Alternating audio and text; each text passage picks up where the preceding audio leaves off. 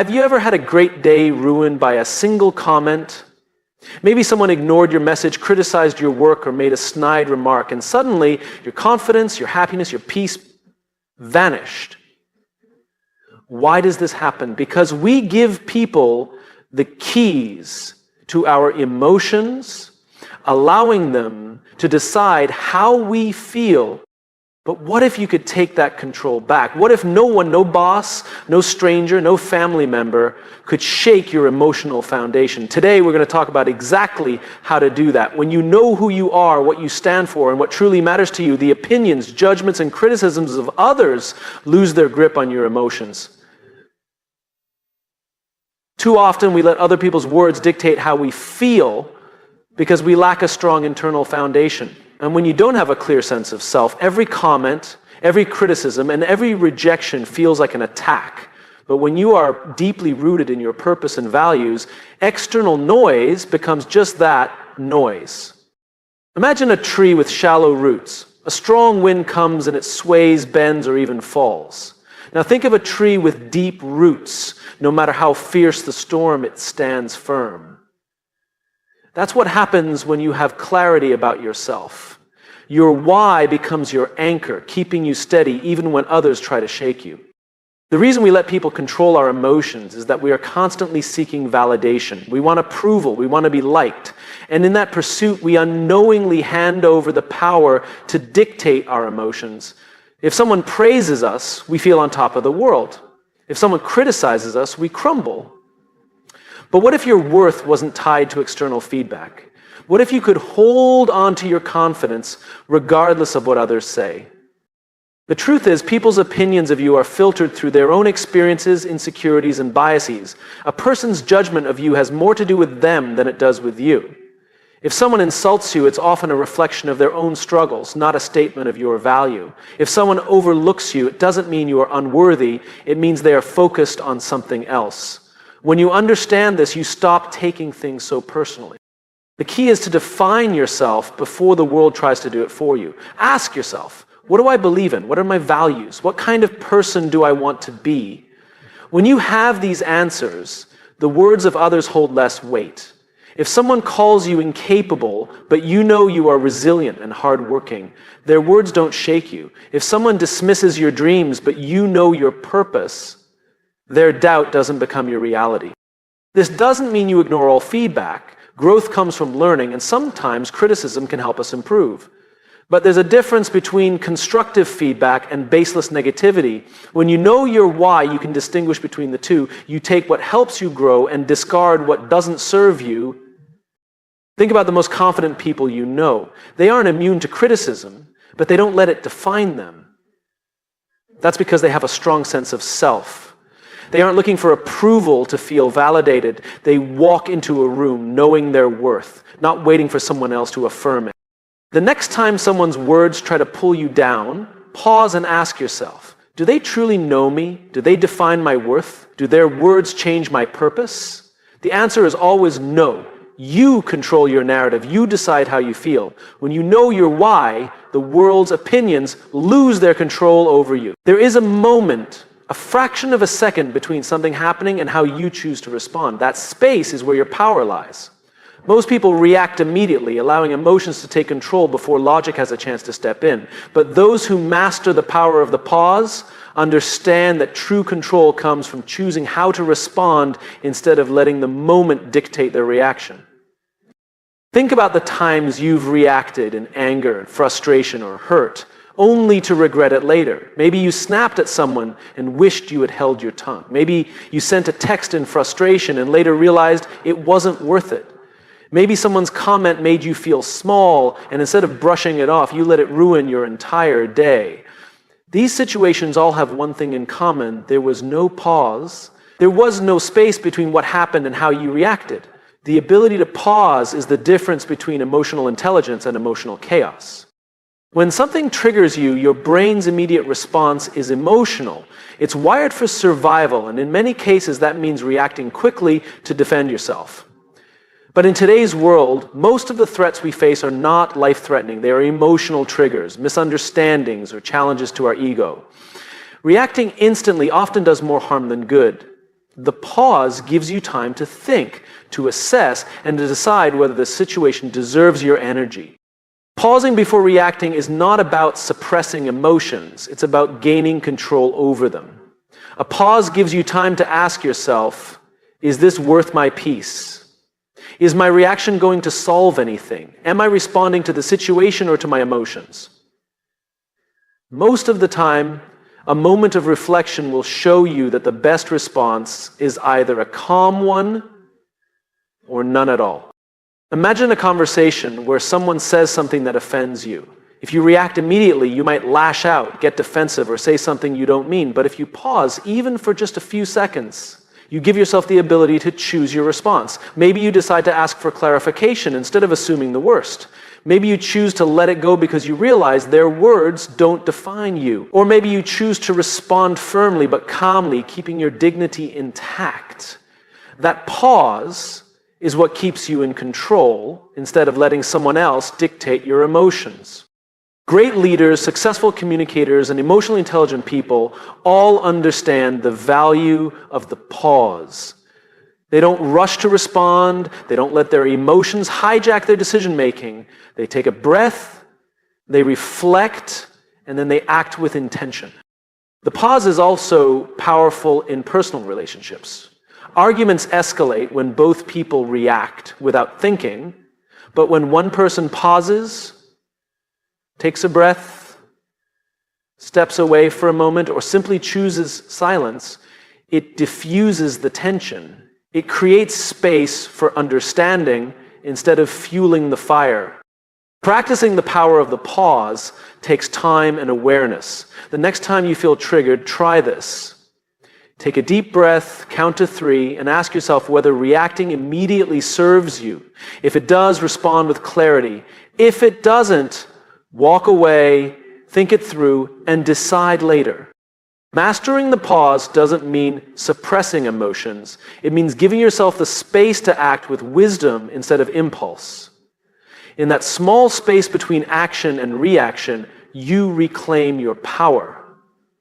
There is a fine line between detachment and disconnection, and understanding the difference is the key to emotional freedom. Many people think that in order to stop letting others control their emotions, they need to shut people out completely. They build walls, cut ties, or refuse to engage. But isolation is not the answer. The goal is not to stop caring. It's to stop carrying what isn't yours. Detachment doesn't mean you become cold or indifferent. It means you create a healthy emotional boundary where you can engage with others without being controlled by their moods, opinions, or actions. Disconnection, on the other hand, is avoidance. It's withdrawing completely, shutting down, and refusing to feel. While detachment is a sign of emotional intelligence, disconnection is often a sign of unresolved hurt. Think of it like an umbrella in the rain. Detachment is carrying the umbrella. You are still in the rain, aware of what's happening around you, but you don't let yourself get soaked. Disconnection, however, is refusing to step outside at all. It's avoiding situations, conversations, and people just to protect yourself. While that might feel safe, it also keeps you from experiencing life fully. One of the most important areas where detachment is necessary is in dealing with negativity from others. People will project their insecurities, frustrations, and fears onto you, often without even realizing it. If you're not careful, you might absorb those emotions as if they are your own. Someone else's bad mood can ruin your good day. Someone's harsh words can shake your confidence. But when you practice detachment, you recognize that their emotions belong to them, not to you. You can empathize without internalizing. You can listen without absorbing. Detaching also allows you to handle criticism and rejection more effectively. When you're emotionally attached to every opinion about you, a single piece of negative feedback can feel like an attack. But when you create space between yourself and others' words, you gain the ability to evaluate feedback objectively. You take what is useful and let go of what isn't. You don't allow someone else's perspective to define your worth. This mindset is especially crucial in personal relationships. Love and connection are essential, but emotional dependence can be dangerous. If your happiness depends entirely on how someone else treats you, you give them control over your emotional state. A healthy relationship allows room for individuality where both people can feel deeply connected without losing themselves in the process. Detachment also plays a major role in handling conflict. When someone is angry, defensive, or trying to provoke you, your natural reaction might be to match their energy. But when you detach, you realize you don't have to participate in every argument you're invited to. You can observe their emotions without becoming entangled in them. You can choose peace over reaction. The challenge with detachment is that it requires self-awareness. It's easy to confuse it with indifference, but true detachment is the ability to care without letting emotions control you. It's staying present, engaged, and compassionate without losing yourself in the process. To practice detachment, start by recognizing when you are absorbing emotions that don't belong to you. The next time someone is in a bad mood, ask yourself, am I taking this on, or am I allowing them to have their own experience? When you receive criticism, pause and ask, is this feedback helpful, or is it just someone else's projection? Learning to detach is a skill that will serve you in every area of life. It will help you maintain your peace in difficult conversations, stay confident in the face of criticism, and protect your energy from negativity. When you detach without disconnecting, you remain open to life's experiences without letting them control your emotions. That is true emotional freedom. Rejection and criticism are two of the most difficult experiences to face, yet they are also two of the most powerful teachers. Most people fear them because they associate them with failure, inadequacy, or a lack of worth. But what if rejection and criticism were personal? What if, instead of seeing them as a reflection of your shortcomings, you could see them as opportunities for growth? When you redefine rejection and criticism, you take away their power to control your emotion. Rejection feels personal because it creates an emotional wound, whether it's a job application that didn't get a response, a relationship that didn't work out, or an idea that was dismissed. Rejection can trigger feelings of not being good enough. But the truth is, rejection is rarely about you. It's about fit, it's about timing, it's about someone else's needs, perceptions, or circumstances. Just because one door closes doesn't mean another won't open. Consider successful people in any field, authors, entrepreneurs, artists, leaders. Every single one of them has faced rejection. The difference is that they didn't allow it to define them. Instead of taking it as a final verdict, they saw it as feedback, as redirection, as a necessary part of the journey. When you shift your perspective, rejection stops being an emotional wound and becomes a stepping stone to something better. The same applies to criticism. Most people take criticism as an attack, and when emotions get involved, it's easy to become defensive. But not all criticism is meant to tear you down. Some of it can help you improve, refine your skills, and become stronger. The key is to differentiate between constructive criticism and baseless negativity. Constructive criticism comes from people who want to see you grow. It offers insight, suggestions, and feedback that, when applied, can make you better. Destructive criticism, on the other hand, is rooted in negativity. It often comes from people who are projecting their own insecurities or trying to bring others down. The key is learning to filter what you hear, take what is helpful, and discard what isn't. Think of criticism like a mirror. If someone gives you feedback, instead of reacting emotionally, step back and ask yourself, is there truth in this? If there is, use it to improve. If there isn't, recognize that it's just one person's perspective and let it go. Not every opinion deserves your energy. Another way to redefine rejection and criticism is to stop seeking universal approval. No matter how talented, hardworking, or kind you are, there will always be someone who doesn't agree, doesn't like your work, or doesn't see your value. That's okay. You were never meant to be for everyone. The more you chase approval, the more power you give others over your emotions. Instead of worrying about pleasing everyone, focus on staying true to yourself and your path. One of the most freeing realizations in life is that rejection and criticism do not determine your worth. They are experiences, not definitions. The world's most successful people were rejected before they succeeded. The strongest individuals have faced criticism before they became great. The difference is that they didn't let those moments stop them. So the next time you face rejection, remind yourself that it's not the end, it's redirection. The next time you hear criticism, ask yourself if there's something valuable in it. And above all, remember that no one's opinion, rejection, or critique can define your potential unless you allow it to. When you redefine rejection and criticism, you take back your power. The voice inside your head is the most powerful influence on your emotions, your confidence, and your overall mindset. It speaks to you more than anyone else does, shaping how you see yourself and how you interpret the world around you. If your internal dialogue is negative, self-doubting, or overly critical, it won't matter how much praise, validation, or success you receive, you will always feel like you're not good enough. On the other hand, if you master your internal dialogue, you take back control of your emotions, your reactions, and your self-worth, most people don't realize how much their inner voice affects them. It's that quiet but persistent whisper that tells you whether you are capable, worthy, or deserving. It's the voice that either pushes you forward or holds you back. The problem is that for many people, this voice has been shaped by past experiences, societal expectations, or even negative influences from childhood. If you've ever caught yourself thinking, "I'm not smart enough, I always mess things up," or "I'll never be good enough," then you've experienced how destructive an unchecked inner voice can be.